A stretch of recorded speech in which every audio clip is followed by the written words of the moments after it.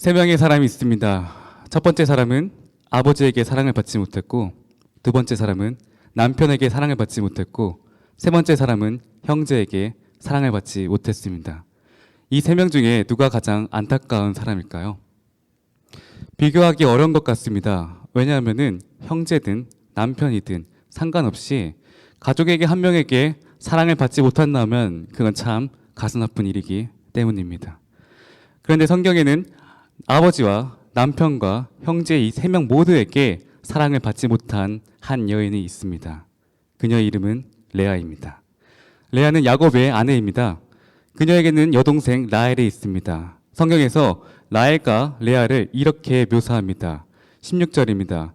라반에게는 두 딸이 있었다. 맏딸의 이름은 레아이고 둘째 딸의 이름은 라헬이다.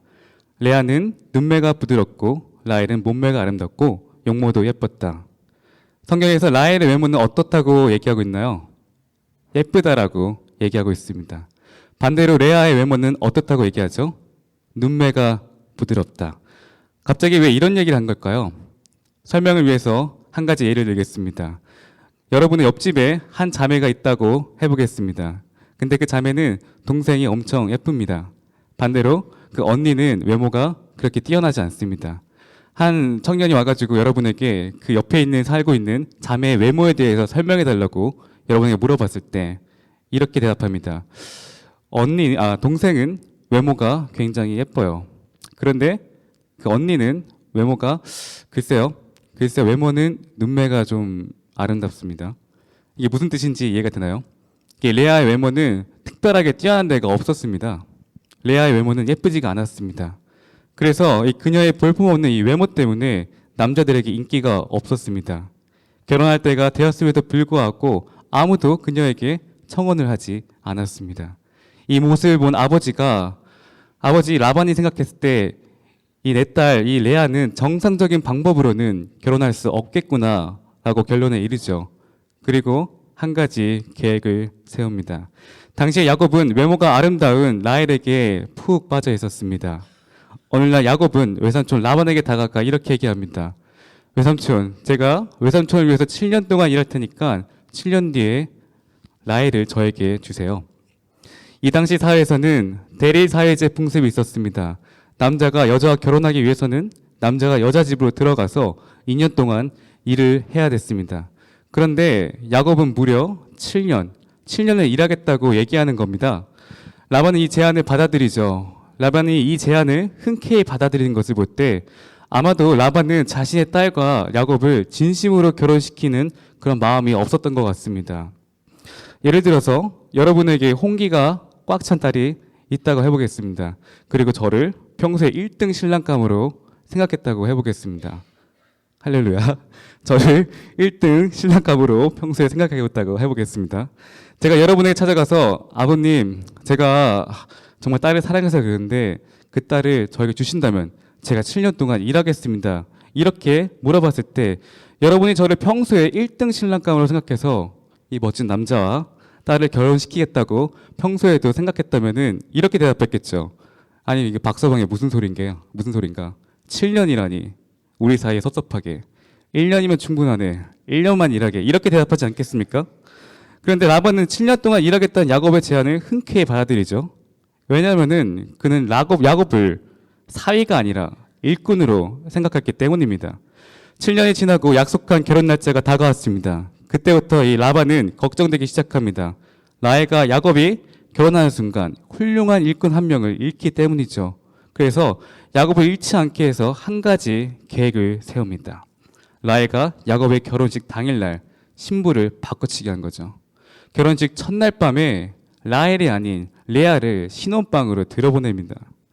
라반은 레아의 볼품없는 이 얼굴을 면사포로 가리고 그것도 모자라서 혹시 야곱이 이 볼품없는 외모를 알아볼까봐 잔뜩 취하게 만들어서 신혼방으로 들여보내죠.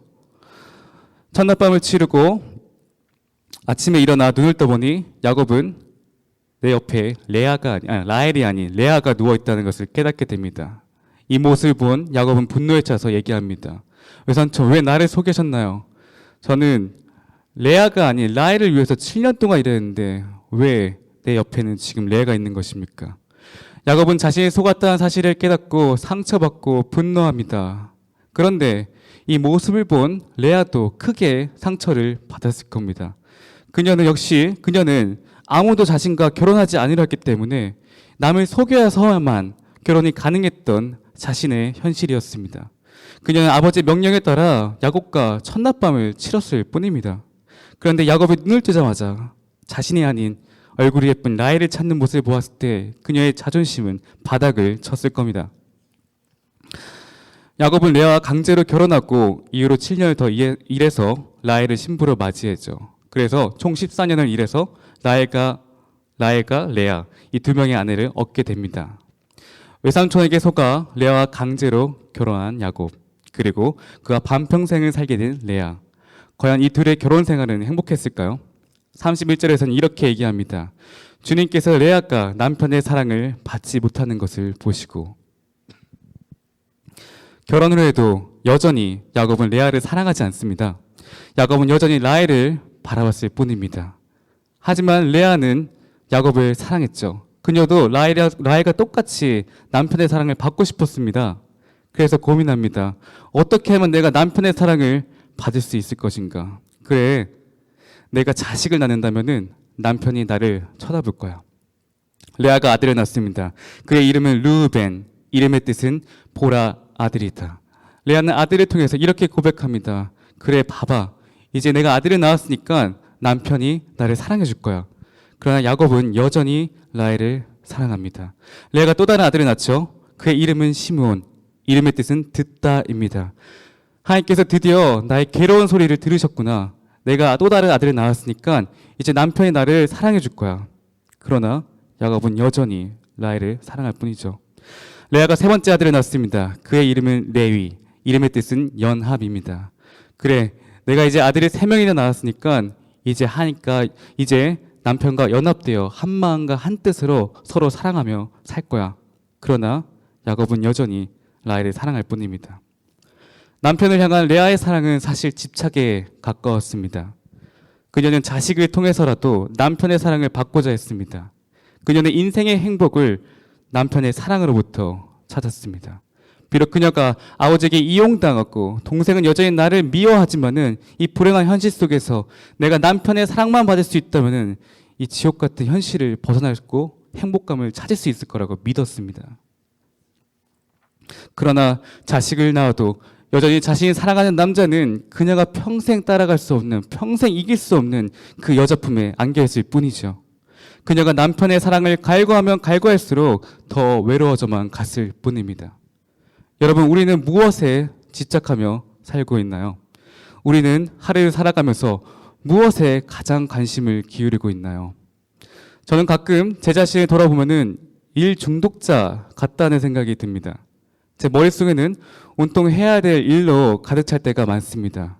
공부, 읽어야 될 책, 사역, 해야 될 일이 많아지면 많아질수록 제 마음의 여유가 사라지고 그런 제 자신을 보게 됩니다.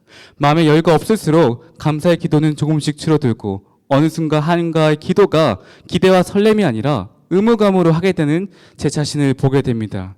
또 마음의 여유가 없을수록 사람을 향한 다정함이 사라지는 것을 느낍니다. 주변에 소중한 사람들을 챙겨야 되는데 가끔 그들을 돌보지 못할 때가 있습니다. 그럴 때마다 스스로에게 저에게 나는 바쁜 사람이기 때문에 어쩔 수 없는 거라고 주문을 외우며 합리화시키는 제 자신을 보게 됩니다. 일에 대한, 제 해야 될 일에 대한, 공부에 대한 이 집착, 제가 조금만 내려놓으면 좋을 것 같은데 제가 내려놓지 못하고 있습니다. 왜냐하면은 내가 현재 내 인생 속에서 최선을 다해 실력을 쌓지 않는다면은 나중에는 훌륭한 사역자 될 수 없다는 그런 후회감이, 두려움이 있기 때문입니다. 물론 우리는 하나님이 주신 맡겨진 모든 일에 반드시 최선을 다해야 됩니다. 그러나 나의 최선으로 인해 하나님과 가까워지는 것이 아니라 멀어진다면, 나의 최선으로 인해 나의 가족과 이웃이 슬퍼한다면 그것은 문제가 있는 것이죠. 우리 모두는 살아가면서 집착하는 것들이 있습니다. 자식의 성공, 건강, 학위 취득, 경제적인 여유, 이 모든 것이 될 수 있습니다. 그러나 이 모든 것들은 분명히 살아가면서 필요한 것입니다. 이것들을 놓고 반드시 기도를 해야 됩니다. 그러나 나의 갈망이, 나의 욕심이 자라나서 내 마음속에 가득 차고 하나님이 들어올 공간이 사라진다면 그것은 신앙의 적신호입니다. 이제는 우리가 집착했던 것을 버리고 붙잡아야 할 것이 있습니다. 35절에 이렇게 얘기합니다. 그가 또 임신을 하여 아들을 낳았다. 그는 속으로 이제야말로 내가 주님을 찬양하겠다 하면서 아이의 이름을 유다라고 하였다. 레아의 출산이 그쳤다. 레아가 네 번째 아들 유다를 낳습니다. 그리고 그의 이름을 통해서 자신의 신앙을 고백합니다. 이제 내가 주님을 찬양하겠다. 이제야말로 남편의 사랑이 아니라 주님을 붙잡고 살아가겠다. 레아는 더 이상 야곱의 사랑을 갈구하지 않습니다.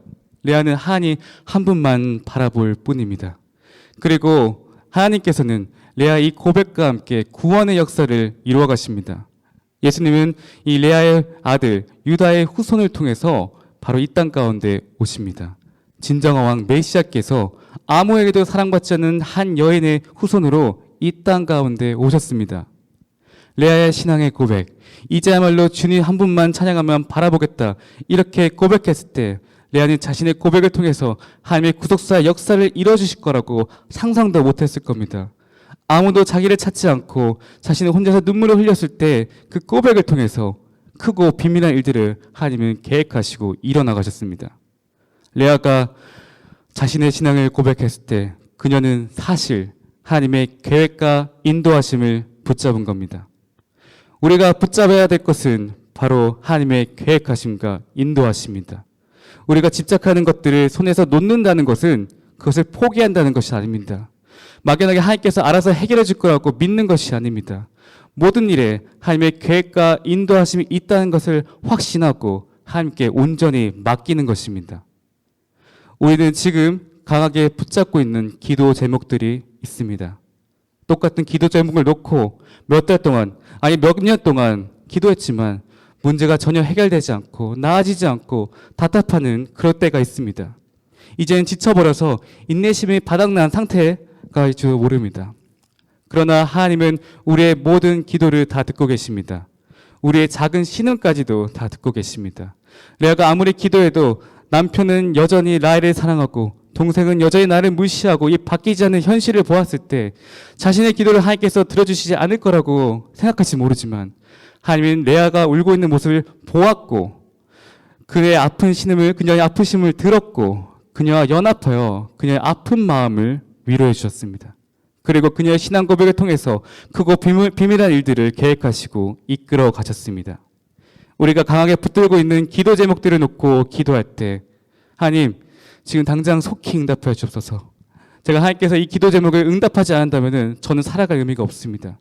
하나님 당장에 제 눈앞에서 빨리 지금 기도가 이루어질 수 있도록 도와주옵소서.